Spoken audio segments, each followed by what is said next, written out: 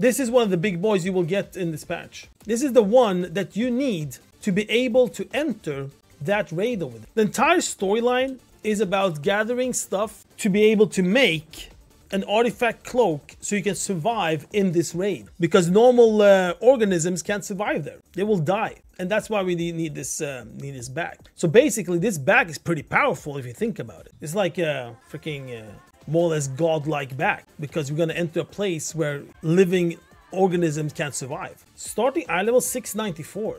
And there are two types of powers. One is the socket, which we have already talked about many times. It's like a fiber gem you put into it. It will have secondary stats on it. Verse, mastery, crit, or haste. Those gems you can literally buy from the vendor here in Overlook. This vendor is, this NPC is the NPC that will introduce you to the back. These two NPCs here. The quest takes you there after you reach chapter 3.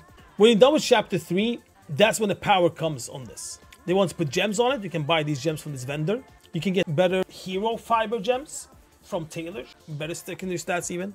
But here's like the base one you can buy. So these two will take you into the artifact cloak power, basically. And this guy, the only way to see the power of your artifact cloak is to talk to this Hashim guy in Overlook. There's no other way. Like, you can't even right click on your back or anything. This is the talent system for the artifact cloak. Now I think it's very boring look of it. I was hoping they're gonna fix it, but no. Now we on release candidate, this is what we get. This is what we see. 1, 2, 3, 4, 5 different talent abilities, or talent like spells, whatever you want to call it. Tiers. The first one is where the power lies. Like the real power of it, like the player power.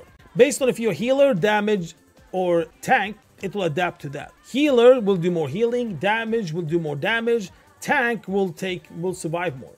That's how it's built up. And that's why I've been hearing people complaining, especially on the tanks, that the power should be a little bit different, maybe more damage on it and stuff like that. But that's what we get. This power will increase the more eye level you get on your back. Now we said you start at 694, right? Now, highest you get is 714. The more eye level on it, the more power you get on the back and more stats on it. How do you get more eye level on it? Each of these tiers increase the eye level. So the more of these tiers you unlock, the more eye level of your back you get. How do you increase the tier? How do you activate the tier? Well, you need these points, these strands, like Reshi Wrap strands. 3 points activates one tier. So 3 here, 3 here, 3 here, 3 here, 3 here. But they have time gated this. You won't be able to activate all at once on the first week. Now, when I looked at my notes earlier today in the stream, we noticed that when I was in week 1 of PTR testing, the notes I have from there is that we actually get access to the first 2 tiers on the first week. So if that is a thing, then you will have access to the power, of course, and you'll have access to the next tier.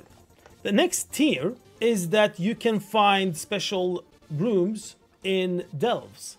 And that we also talked about a lot before.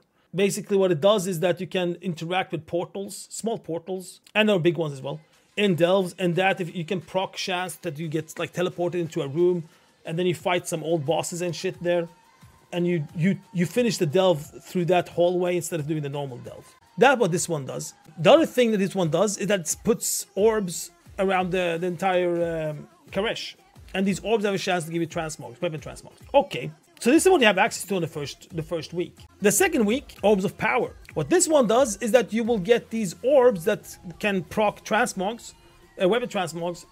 They can drop from mobs. But that's not the big boy. The big boy here is that you can mount inside face diving. That's the big one. Because normally when you face dive, you can't mount. Like if on your first week, you have to run around like this all the time. You can't mount at all. But on second week, you'll activate so you can actually mount. All right. Third week, what lies beyond? More energy to your Reshi Wraps, enhancing his power, of course, with the eye level and shit like that. And you can also see treasures when you face dive. These treasures are also weapon transmog, but not the same ones you get from the orbs. These are other type of weapon transmog. And then on your fourth week, the last one, unlock the appearance of Reshi Cowl and Reshi Scrolls. So basically the last one is just a transmog. The back you'll always have, but the shoulders and the headpiece you will also get. So those are the things you get from the talent system. I'm not showing like the weapons and stuff because we have talked about those before. We have so much content that we have showed about those weapons and orbs and all this shit. But that's what you get, right? When it comes to the back. Now, there comes a question, how do you get these points to put on your back. One is from a weekly quest called Warrants in Tazavesh. The other one we have seen is that Delve 4 and higher will guarantee you one of these Wesi strands. So basically, finish off a Delve 4 or higher, give you 1 point. So each Delve you do, give you 1 point. Now that's of the content I've done. I haven't done raids, I haven't done dungeons, but it feels like if they give us from Delves, they should also give us from dungeons and raids. Because otherwise they're gonna force people into doing Delves. And I don't know if that's such a good idea. It feels like they should just put those strands based on what content you do, right? That's how you get these. And then the last one. If you are on an alt, you have to enter the 11.2 zone first. So you have to enter Karesh first. To do that, talk to Locust Walker here in the Foundation Hall. The same way you did with what you're going to do with your main character on the main storyline. And of course, there's going to be a skip, but not quite yet. You need to open up the portal first. So step one, you need to have access to the zone. Now you enter the zone, you complete the first quest, then you talk to Omen here, and it says, I've heard this tale before, skip this shit. So what you need to do now to get your back on an alt is that you need to go to Overlook Zoshul, that island again, basically where those NPCs are and it's tied to the back. You cannot do anything until you have that back. So you can't even face dive, you can't use the face diving portals. So basically you have to literally fly there. Because this back is like tied to everything, right? You probably can't even enter the raid on an alt if you don't have it. Okay, same dude, the Hashim guy, and then you just tell him, I need new Reshi wraps. And there you have it. And of course, if you just want the crappy gems, you just buy the one from the vendor here. When it comes to like the fiber gems, an example of when your back will be 701 eye level, I think that's rank 2, the tier 2 of the talent system. You will get 139 more secondary stat from a tailored crafted fiber gem compared to the one you buy from the vendor. So it's pretty huge. Yeah, there it is.